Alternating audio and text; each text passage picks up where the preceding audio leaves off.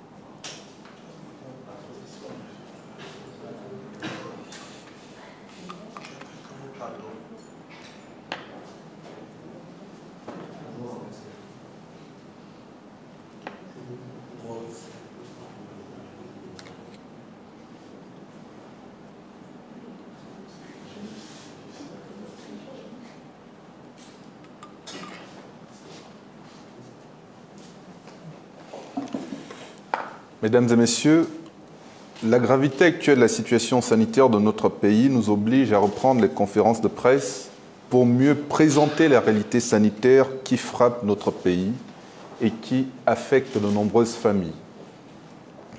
Comme vous le savez, l'ajustement de la stratégie de riposte est fonction de la situation sanitaire.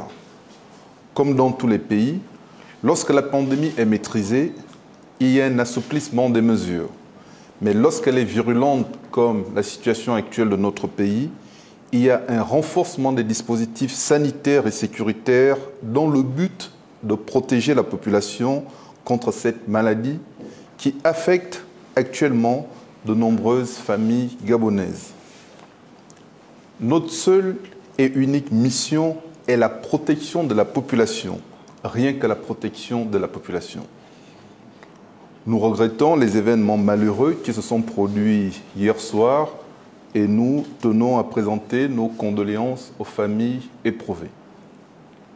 Mesdames et messieurs, la seconde vague que notre pays traverse est plus que redoutable.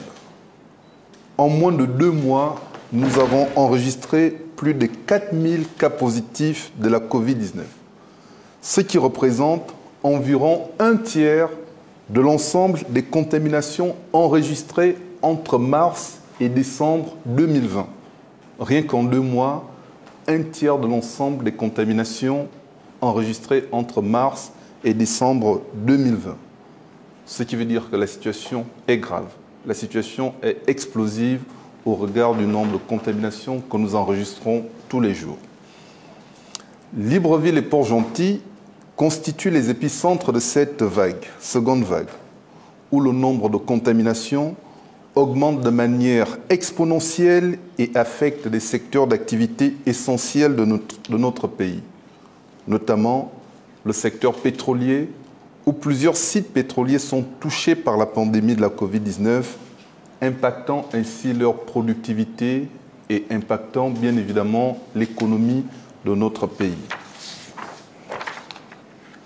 S'agissant de la prise en charge, l'augmentation rapide du nombre de nouveaux cas a des répercussions directes dans nos hôpitaux, qui sont à bord de saturation, et je le reprécise, nos hôpitaux aujourd'hui sont à bord de saturation. Le taux d'occupation de nos réanimations croît de jour en jour, à cause du nombre important des personnes qui sont hospitalisées pour détresse respiratoire avec atteinte pulmonaire grave et sévère. Ces personnes hospitalisées avec atteinte pulmonaire nécessitent de l'oxygénation et une quantité importante d'oxygène est nécessaire pour maintenir ces personnes en vie. La tension sanitaire est réelle. Le nombre de décès va crescendo avec 11 personnes décédées entre janvier et aujourd'hui. Notons que toutes les instances internationales reconnaissent aujourd'hui dans tous les pays du monde qu'il y a une sous-notification de moins 30% du nombre de nouveaux cas et de décès. Lorsque nous regardons les personnes qui ont peut-être présenté les symptômes de la Covid-19 et qui ne sont pas allées à l'hôpital, lorsque nous regardons les gens qui ont certainement présenté les symptômes de la Covid-19 et qui sont allés chez les tradipraticiens, qui ne se sont jamais fait diagnostiquer, vous conviendrez avec moi que le nombre de 11 est peut-être multiplié par 2 ou par 3 par rapport à la réalité sanitaire de la Covid-19 dans notre pays. C'est pourquoi, pour accroître nos capacités de prise en charge des malades atteints par la Covid-19, nous allons, dans les tout prochains jours, déployer une unité de réanimation mobile à Kanda, ouvrir un centre de traitement ambulatoire à Gaouma, augmenter le nombre de centres de traitement ambulatoire de 3 à 18, ouvrir une unité de réanimation Covid au CHU d'Ovendo et enfin aménager un bâtiment spécial Covid au CHU de Libreville. Tout ceci pour augmenter la capacité de prise en charge des malades atteints par la Covid-19. Nous risquerons de nous retrouver, si nous ne le faisons pas dans les tout prochains jours, avec un problème de saturation totale où nous aurons du mal à hospitaliser les cas graves que nous enregistrons tous les jours. Mesdames et messieurs, la maladie du coronavirus est complexe, vicieuse et se présente sous plusieurs formes. Fièvre, toux, fatigue, courbature, diarrhée, perte de goût, de l'odorat et des difficultés à respirer. Beaucoup de personnes aujourd'hui consultent pour difficultés à respirer, pour détresse respiratoire. Lors de la première vague, nous n'avions pas enregistré autant de personnes présentant des détresses respiratoires.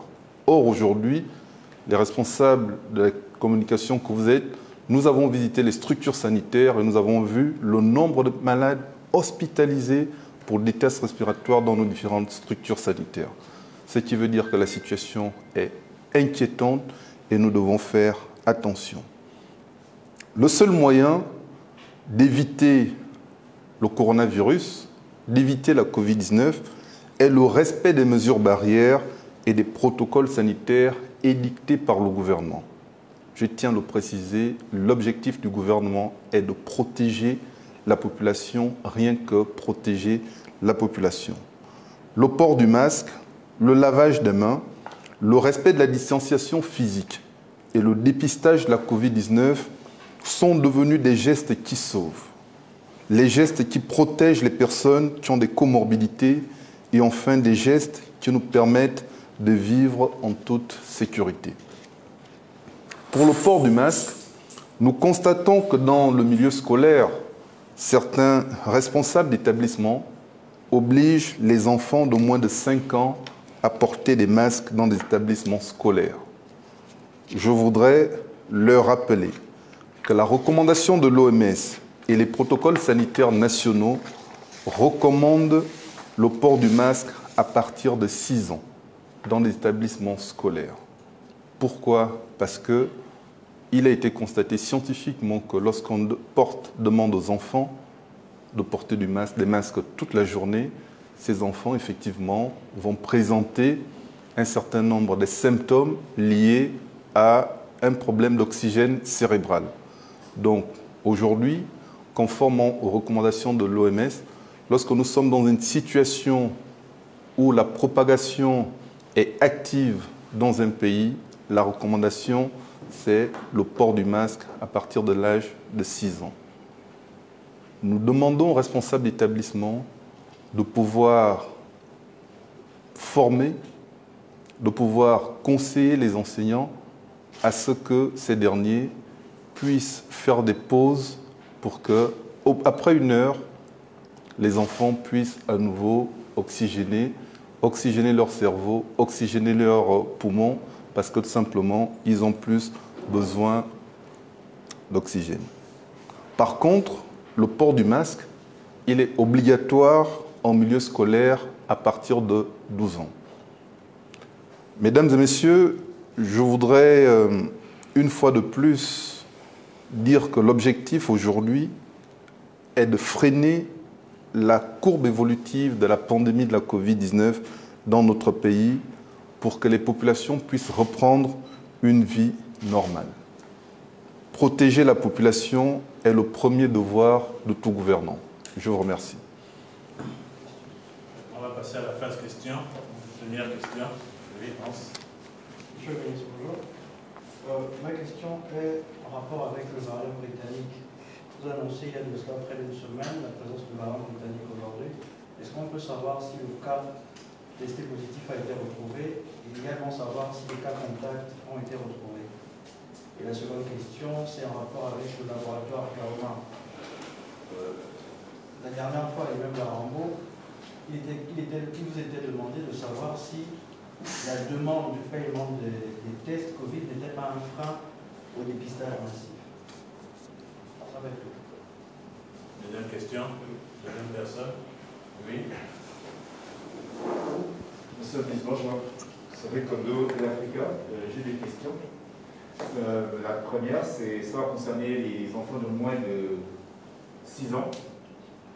Vu que la nouvelle vague, on va dire, le variant britannique, à ce qui semble attaquerait les plus jeunes.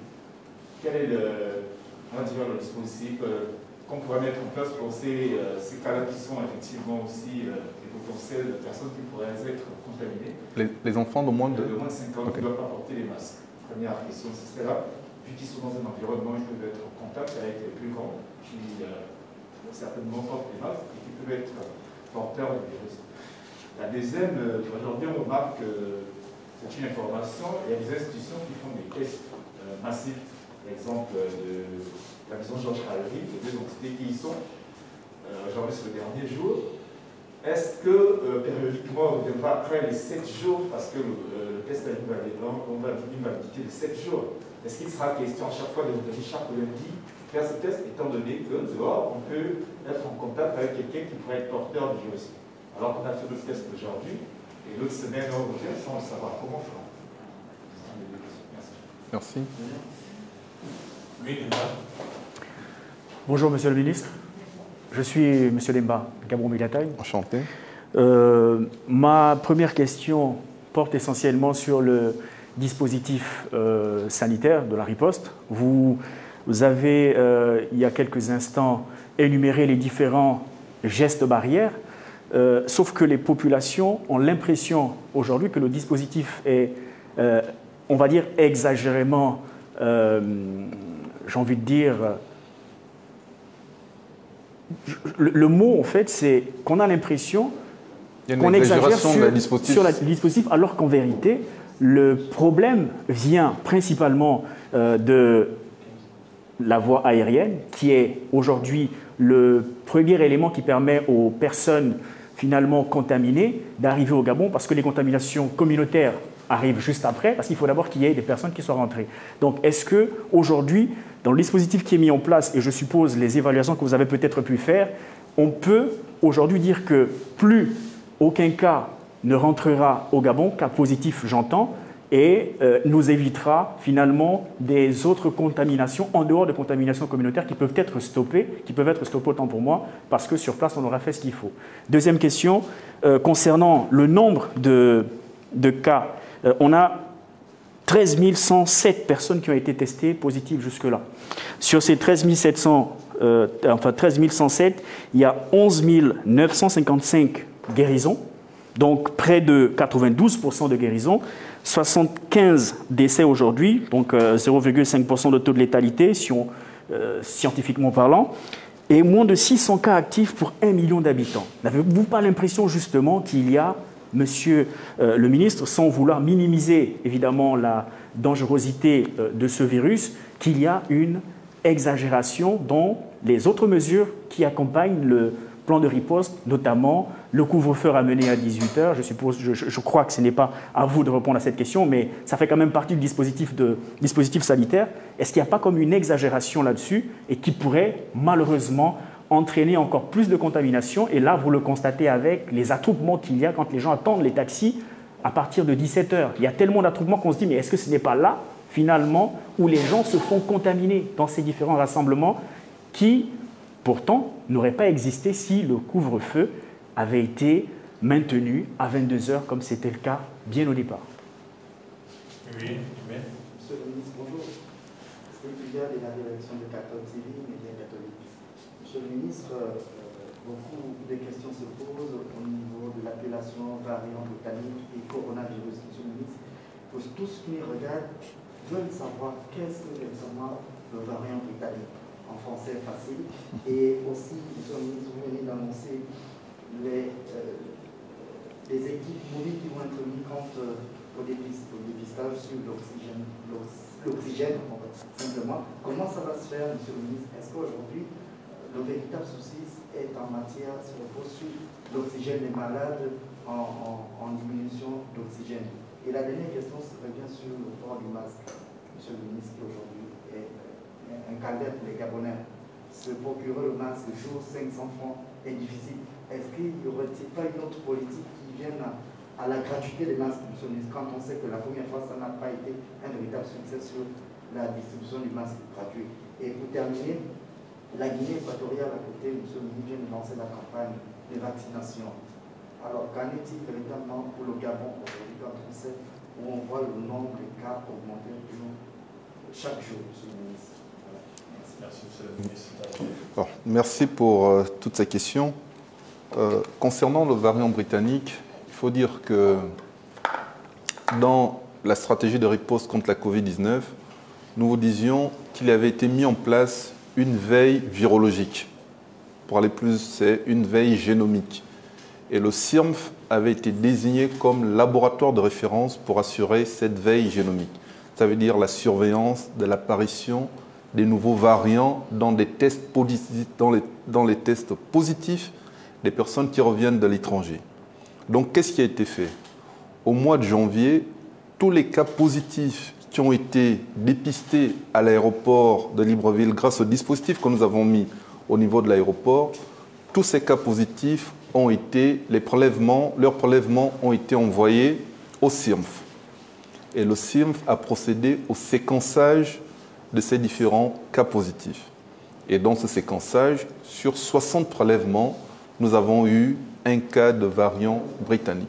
C'est quoi le variant britannique? Le variant britannique, c'est le virus de coronavirus que vous connaissez tous, qui a tout simplement changé de forme lors de sa réplication, lors de sa multiplication. Donc le virus de mars, avril, mai est différent du virus qui a changé de forme, qui a muté. Et c'est pourquoi, puisque la mutation a été décrite pour la première fois en Grande-Bretagne, ils ont dit que c'est le virus britannique. Donc c'est ce qui explique ce nom de variant britannique. Alors, il s'agit d'un compatriote de 39 ans qui allait en Afrique de l'Ouest pour passer ses vacances de Nouvel An. Il allait passer les vacances de Nouvel An avec des amis, il a fait la fête, sans se protéger certainement. Et à son retour au Gabon, il a été testé positif et il était porteur du virus britannique. C'est pour vous dire qu'au niveau du Gabon, nous faisons de la transparence dans la gestion de la pandémie. Nous avons eu le courage de dire qu'il y a un variant britannique. Mais ce compatriote n'est pas allé en Europe, n'est pas allé en Asie. Il est allé dans un pays africain qui n'a jamais déclaré qu'il y avait de l'existence du variant britannique. Donc, est-ce que c'est aujourd'hui faute de faire transparence sur notre surveillance épidémiologique, où d'aucuns disent que voilà pourquoi les autres pays n'ont pas de variant britannique et pourquoi le Gabon. Parce que tout simplement, la réponse, elle est claire, parce que nous faisons preuve de transparence. Cette transparence a été promise par le chef de l'État, son Excellence Ali Bongo Ondimba, dès le début d'épidémie, et c'est ce que nous faisons depuis bientôt 9 mois, où nous travaillons d'arrache-pied par rapport à cette riposte contre la pandémie de la Covid-19.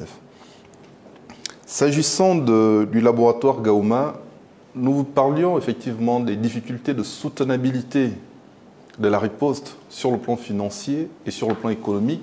Il est difficile. La riposte contre la pandémie coûte cher, coûte extrêmement cher à l'État. Le test, avec tout ce qui accompagne le test, un test, lorsqu'on regarde le réactif, avec toutes les composantes qui sont autour du réactif, c'est sensiblement 100 000 francs. Nous vous l'avons dit.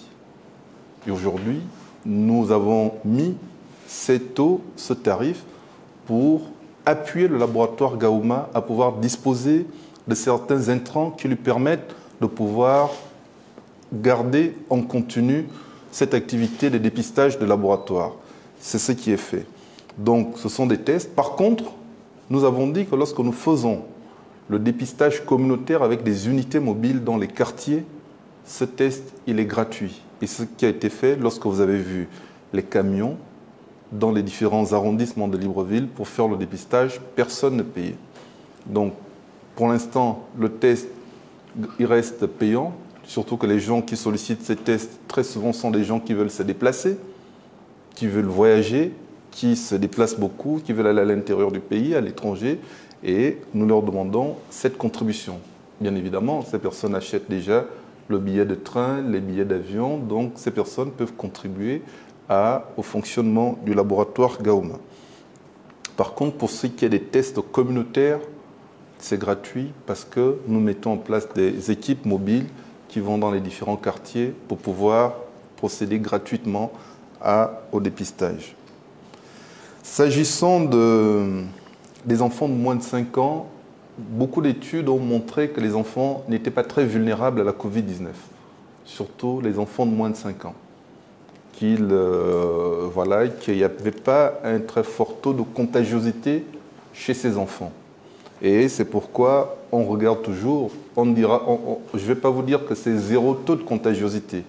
Le taux de contagiosité, il existe, il est faible, mais on regarde toujours le bénéfice-risque. Est-ce que ça vaut la peine de ces petits-enfants qui ont besoin que l'oxygène puisse nourrir leur cerveau? Est-ce que ça vaut la peine de leur priver de l'oxygène pour pouvoir, alors que c'est à ce taux de contagiosité qui est plus faible? C'est pourquoi, suite aux recommandations de l'OMS, nous avons validé ces protocoles en disant qu'à partir de l'âge de 6 ans, le test, plutôt le port du masque, est vivement recommandé. Par contre, il est obligatoire à partir de 12 ans, parce qu'à partir de 12 ans, l'OMS estime que l'enfant de 12 ans doit respecter les mêmes mesures sanitaires qu'un adulte. Pour ce qui est de la validité de 7 jours, je vous ai dit que l'ajustement de la stratégie de riposte contre la Covid-19 est fonction de la situation épidémiologique. Lorsque nous avions un taux de positivité inférieur à 1%, nous disions qu'effectivement, nous pouvons avoir des tests de validité allant jusqu'à 14 jours. Aujourd'hui, notre taux de positivité en moins de 2 mois est passé de 0,5% à plus de 4%. Et je répondrai à la question de notre confrère de Gabon Mediatime qui disait que 13 000 cas positifs. Oui, c'est vrai, nous avons 13 000 cas positifs, mais nous avons eu 4 000 cas positifs en moins de 2 mois. Parce qu'aujourd'hui, fin février, nous avons plus de 4 000 personnes qui ont été contaminées par la Covid-19. Donc, cette apparition brusque et brutale du nombre de nouveaux cas, effectivement, a des répercussions immédiates dans nos structures sanitaires. Et c'est ce que nous constatons aujourd'hui. Je pense que personne ne fait dans l'exagération. L'objectif n'est pas de pouvoir fragiliser ou bien affamer une population. L'objectif, c'est de protéger cette population parce que la situation, elle est réelle. La situation, elle est grave. Nous avons vu récemment des personnes faire des témoignages. Et une dame disait « Je ne pourrais pas souhaiter même à mon pire ennemi de vivre ce que j'ai vécu avec la Covid-19 ». C'est pour dire que la situation est grave. Tous autant que nous sommes, nous avons certainement, quasiment dans nos familles, dans notre entourage proche, dans notre milieu professionnel, aujourd'hui des cas de contamination. Alors qu'il y a 3 mois, nous ne l'avions plus. Plus personne ne parlait de contamination à la Covid-19. Mais depuis janvier, quasiment autour de nous, nous avons de plus en plus des cas de contamination. Et nous avons même aujourd'hui de plus en plus des cas de décès, des personnes hospitalisées à l'hôpital d'Akanda. Ça veut dire que la situation, elle est beaucoup plus grave. La situation nécessite effectivement que le gouvernement puisse prendre des décisions visant à protéger la population. Allez-y à l'hôpital de campagne d'Akanda. Vous verrez quel est le pourcentage des personnes qui ont des comorbidités hospitalisées. Allez-y en réanimation de l'hôpital des instructions d'armée d'Akanda. Vous verrez s'il existe encore des lits de réanimation, que chaque fois qu'un malade sort, tout de suite on le remplace par un autre malade. Allez-y au CHUL, c'est la même chose. Nous avons aujourd'hui des problèmes d'oxygène dans ces différentes structures parce qu'une personne qui a la Covid-19 consomme en moyenne 15 litres d'oxygène par minute alors qu'une personne normale consomme 3 litres d'oxygène par minute. Les structures sont saturées, sont en cours de saturation et donc il y a cette nécessité de véritablement se protéger, se prémunir pour éviter que nous nous retrouvons dans une catastrophe sanitaire.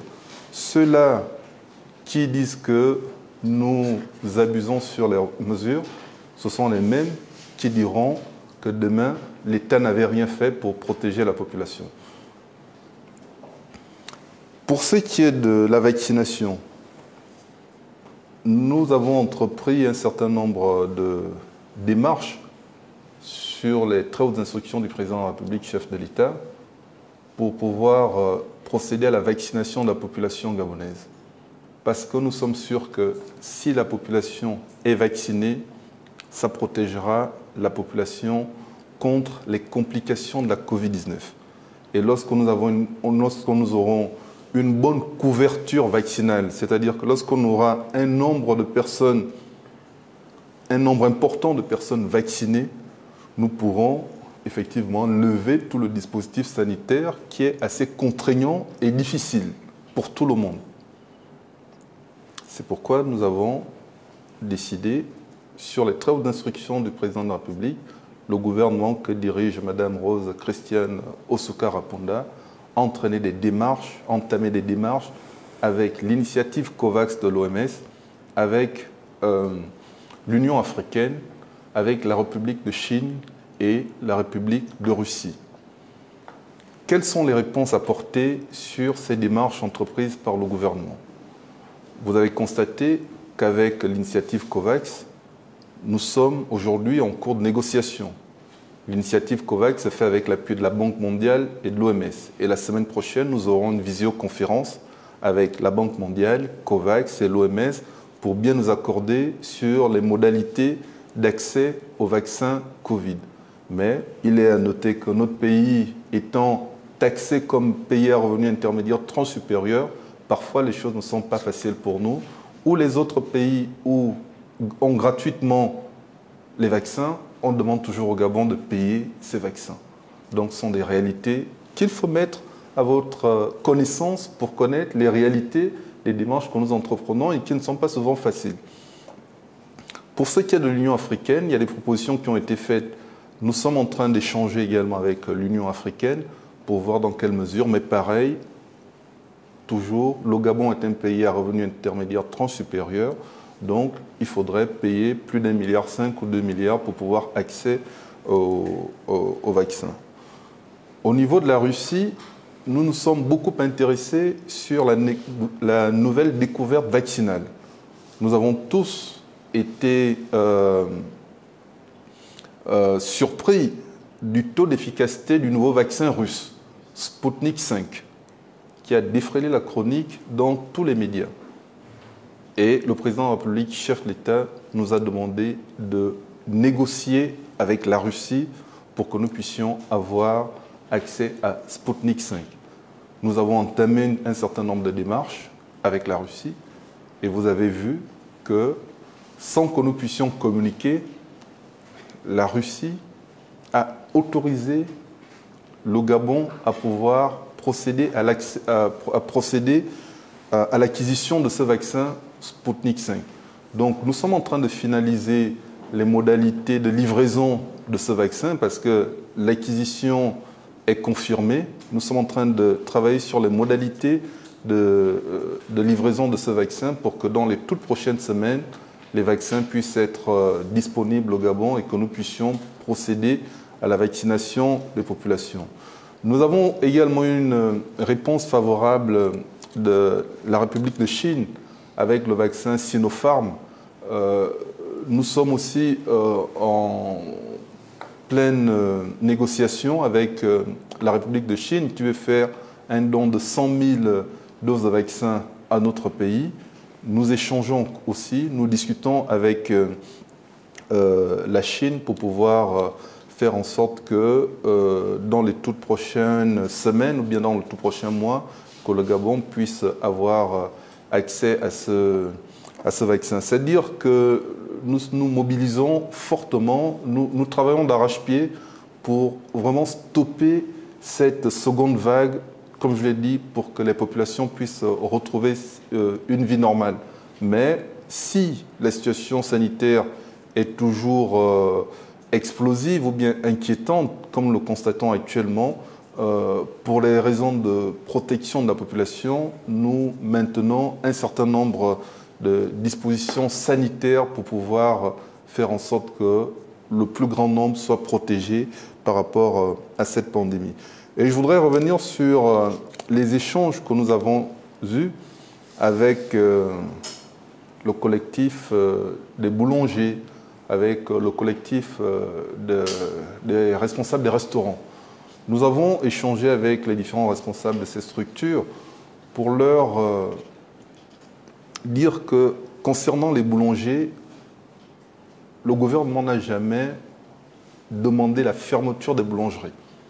Par contre, nous constatons que les boulangeries sont en même temps salons de thé et pâtisseries.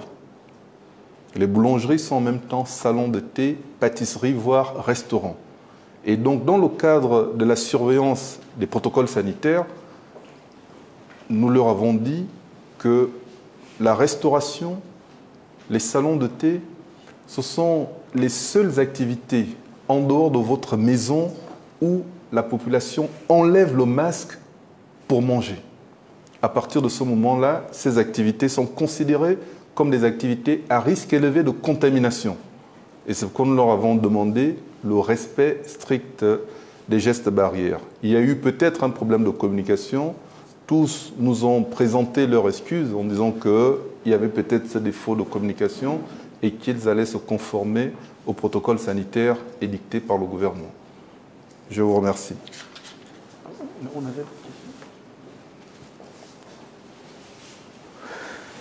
question. On avait des questions.